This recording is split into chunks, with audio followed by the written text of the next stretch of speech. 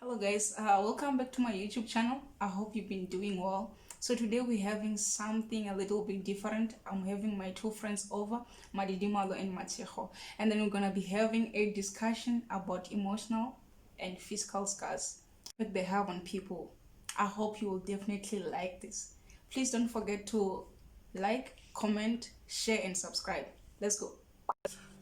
Please tell us who you are, ma'am. Hello everyone, I'm Masimula Machiro, Marichiro Fato, a Limpopian girl of the house. Yes, girl. And Yeah. Hey guys, as you know, it's your girl, Majindi Buzanyi Mkoro Rambani Ramalom Snande Bachibono. Today is not about me, so Buzanyi just translate to who do I tell. But today it's about you guys. Who do you tell? Let's get it.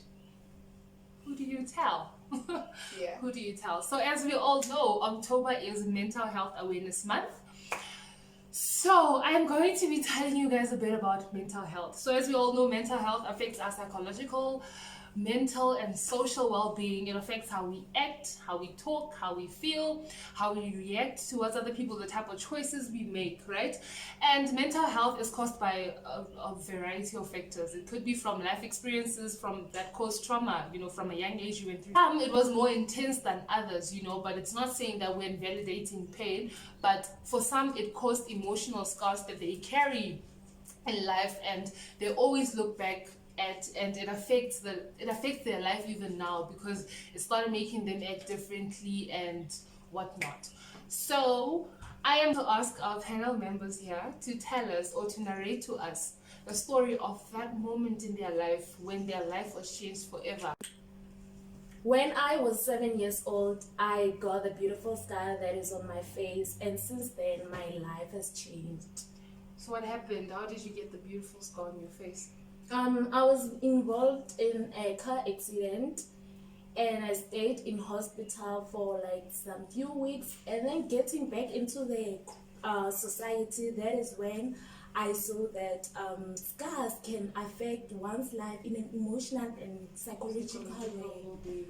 Okay. So for you, your life started taking the glitch when you got the scar through a car accident. Yeah. Okay. So That's my turn. is what about you? Okay, firstly, let me say this. I always tell people that telling someone that they're matured at a very young age is not a compliment. Because sometimes the moment you say that to me, it just gives me flashbacks of the challenges that I encountered at the young age. Me missing out on being a child, enjoying that young age. So how do I put this? So actually what happened is like, growing up and then looking at your background. Who are you? The society, where were you born, your parents and stuff. So growing up, I wasn't satisfied about my background, and I mean I didn't have enough guts to blame my parents, because they did their job bringing me here in this world. And then the scar started when I owned up about everything to now change my background, that I ended up missing out on being a child. Yeah. So I understand. So it doesn't necessarily have to be one occasion or one moment that changes your life. You can go through a series of events. Yeah. And I like the fact that I relate. I have a beautiful scar on my hand as well, Yeah. that had an effect in my life and how I related to other kids Yeah. growing up. But I wouldn't say, for me, it wasn't me going to the hospital and coming back and then I'm different. I've always had it from when I was 2 years old. So I kind of blended into society with it, Yeah. For as long as society has known me, I've always had the scar, but it was quite difficult. And in terms of like a series of events, I understand what you also say, that you go through all of these things and it's fine, it's normal, you're going through them, but there's a Yeah. moment whereby you realize that I actually shouldn't have went through all of that, and now you're owning up, and that's when now it starts, and then it's like you're stuck in the past, you understand. Yeah. And when you were going through it in the past, it wasn't really affecting you like it is now, that you're actually realizing that, hey, actually had a very, very shitty past, you know? Yeah. Yeah. So I'm gonna ask you to tell me, so what happened when you came back to society? How did the people start treating you? What are some of the things that they used to say or they used to do, and you know, that made you feel like, hey, I don't like it here? Okay, firstly, I was rejected. I felt rejected by people because at school, when I was in primary at that time, kids will, because they are kids, that's what I just tell myself now. Yeah. They will, what's this word? They will tease me when they see it on my face, and also another thing, guys, a scar can, I've realized that a scar can be a constant reminder of the event that has happened, Yeah. and or for the person to get the scar. And also, I felt I was always a sad child. I didn't have, I had a low self-esteem, and I didn't have confidence, and I didn't have friends. So you can imagine how hard it was. I didn't have friends in primary. I didn't have friends, and also at a young age that I got the scar. It's an age whereby scars can be a major impact emotionally in a kid's life. So because at that age, being a teenager and a child, you feel like it's a need to be normal, to be Like other beautiful kids, or yeah. attractive. And when you feel like there's anything like out of the norm, you just feel like maybe you are being singled out as an individual. So I also felt like that.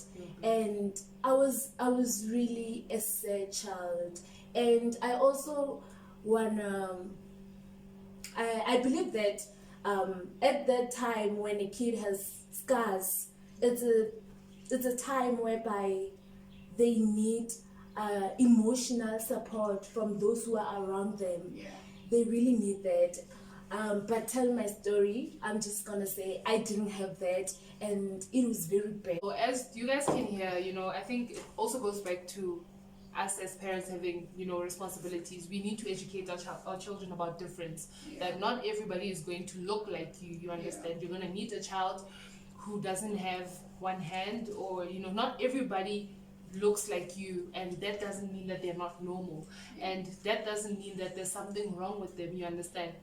So it goes back to also educating, you know, our children, and also us as parents. We need to also, because I think sometimes we as parents as well, we have that thing whereby we're scared of difference. Now we Yeah. don't even know how to educate our kids because we are like the same people. Yeah. So we need to also understand that, hey, not everybody's going to be the same as you, and anything can happen to anyone at any time. Could have been you that got in the accident. I'm gonna laugh at you, next week it's me, and then I have the scar that I have to deal with. Yeah. So we need to understand that life is very, very unpredictable. We need to educate our kids that not everybody's gonna look like you. It's okay to have people who are different. Yeah. Yes. So I want you to, like, I don't know, highlight some of these things that you're talking about, you know, that happened to you when you were a child, or some of these things that forced you to grow up prematurely. Like, what happened? Like, can you tell us some of the things, you know, that you faced? I think maybe it will help, you know, For someone to know that, relate hey, or- I wasn't the only one going through this situation or going through this specific thing. Yeah, how can I put it? But I mean, growing up, you know, when you look at your background and look at someone close to yours background, I look at your background, I look to mine, and then looking at it, and then I see that this is not actually something that I will want the next generation to be facing, or you know, the same background for the next generation. And I feel like that affected me, because now I had to sit at a very young age, come with strategies that, you know what, this has to change. And then when I looked at my sisters, because I'm the last born of sisters. Hey, so I I mean, know. so I mean, having to The look at wolf my pack. sisters, they all had kids, or they all had, yeah, let me say they all had kids at that moment. And then now trying to look at the whole situation, I'm like, I'm the seventh child at home, Wolf pack. but you know, blessings. So now having to check that, I'm like, none of them was able to, you know, try to be an example. So I'm the seventh child and I want to be an example. So I had to leave a lot of stuff for me to actually try to change my background. And I mean, now having to look at it, I missed a lot of things and it emotionally had an impact. Because honestly, I think I zoned out from everything. That now I even ask myself when I'm at home, I look at my mom, I'm like, "Mama, she doesn't understand me. She doesn't understand my emotions, you know." Having to grow up early, taking those responsibilities that even at school, those people that now you're gonna refer to someone as a, what is it, those people that they're just lonely. They just Bookworms. Like what do they what's call the them? word? You're a nerd. A net. Oh. So I had to become that for me to be able to focus, you know. So I feel like that honestly affected me, that even now I'm still more like obsessed and addicted to changing my situation. But I'm really grateful that at a very young age I was able to take everything like positively, or you know what, I don't have to blame anyone. I can actually change this. And then I feel yeah. like I relate so much to what you guys are Yeah. saying. Because, like, you know, you go through all these things. yeah, Because I also went through my own personal challenges and I had things that I faced. I was also excluded from, you know, I'd often be isolated because of my scars, because I have Yeah. gray hairs, because I'm a tall person and all Yeah. of that stuff. And then you have all these challenges you're going through, you know, where people are, you're a child, but you have older men trying to sexualize you and whatever. yeah. And, you know, you feel like, because you are failing in all these aspects of your life, you're gonna focus and make sure every year you get good grades, because you feel like that's where now you are gaining that power and that strength, you know. Yeah. Because every time you're gonna get on the stage and you're gonna be best learner, you're gonna be top learner, you're gonna be acing your academics, Yeah. but you're not. It's not coming from a positive, like it's coming from you wanting to hide everything and you wanting to find that spot where you're shining. So you're constantly reading, you're constantly trying to become a better student. I relate. Because It's I like feel like it's there's deep. always that anger kind of pushing you, that, you know what, if now you fail at winning at this sport, now you have to constantly remind you that now you're becoming a failure. Now, you know, that there's those reminders that, you know what, you have to do this. And now with you failing to do this, now you're more like failing everyone. It's like now you have a body, you know. So failing to do that will also remind you of where you come from, what you lacked at a young age. Now that's more like gonna continue and so forth. Sure. Yeah. People go through things. People go through things, and sometimes we may not even know it. Yeah. And okay, I don't know if you guys know, but you know, there are people who, when they turn to like get, like all these things happen and they stress a lot, it starts manifesting physically. Now you get physically sick, you have chest pains, Yeah. you start having migraines, you now start, you know, you have all these things going on that are, you're now becoming physically sick. Has that happened to you? No, it didn't. It didn't. Has that happened to you before? Yeah, I think so, because with you get anxiety with failing now to achieve this. I mean, like now you're pushing yourself that I have to achieve this. So failing to achieve that, because I mean, like something that more like also affected me is losing my father. You know, and I mean, there's trauma, a lot of trauma that comes with losing a parent. It's either the parent was present in your life or not, but there's always that trauma in your life. So I mean, when everything now happens, now thinking that you're failing at doing this, there's something like an emotional blackmail that's gonna remind you of everything. Now, being said, you want to find more reason. Now I end up thinking about my father. Now I end up thinking about this. You see, so it's more like build up, and then after that, you're just gonna withdraw from people. Now you just said you want your own space. But something that I actually like about me is that, you know what, crying is the best. So I mean, getting in my room and crying, and then it's either crying myself to sleep, but the next day it's a new day. You know, it's a new day. So, as we all know, I like this saying a lot. It says that time doesn't heal. It is what you do with the time that actually heals you. So, you sitting and you being that person is not going to help you. You have to change the way you think. You have to change the way you see things. You have to now start becoming, you know, optimistic, and you have to look at the brighter side of life. So we move. I hear we say these days, people say we move, we heal. So please take us through that transition of how did you heal, how did you overcome, how did you move? How did I move? I'll say that after going out of primary school, going to high school, I went to a new high school where I felt like that place had a very positive impact in my life, because that's when I got to learn about God. And I met amazing people there, and I made friends out of nowhere. I'm a people's person, and I have a lot of friends today, people that I can call friends. And I just became a confident person also because of the people who were around me. I surrounded myself with, and I am also in a stage whereby I feel comfortable to even talk about my scar, and I don't mind anyone, I'm telling you this, asking me about the scar. I don't mind. And sometimes, like, they will take like 7 months, like a year after knowing me, and then girl comes, okay, Machu, how did you even get your scar? Even the person maybe saw, maybe she or he just saw me, she saw me posting it on WhatsApp, and then that's when she starts asking me. No, actually, like, I don't think she even told me she got the scar. I heard it from somebody else. It's not like I'm not comfortable to talk about it. I am. You can ask me about it. So I'll ask myself, I'll be shocked. That's just so long. Just ask me.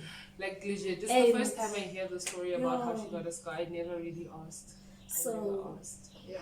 Ask me, and I'll be like, and I'm a very forward person. If it was you, I would make sure that you are my friend there, and I'll ask myself, what happened to this girl? And then before even a week ends, you would have asked. I'm gonna ask. She's asked me so many things. I feel like so for you, how did you move? How did you heal? I think there's a process. I'm still moving, and I'm glad I'm still moving. But what keeps me moving is reflecting back and see where I have come. You know, like the journey that I have traveled by reflecting on what's happening and stuff. So having to reflect and see that, you know what, you have achieved this and this and this. You know, you're so close to where you're going. Looking at my past and seeing how amazing is God. Being able to achieve a lot of things in my life. That's what keeps me going. But there's still those days that you feel like, you know what, I can't do this. But that's where I look back and, you know what, you're strong. You're strong, you can still do this, you know. So that's where I encourage myself that you can still go a mile. I think it's very clear that healing is a unique process for each and every one of us. You know, for some it just takes that transition from one place to another. For some it just takes that mental shift, that instant mental shift.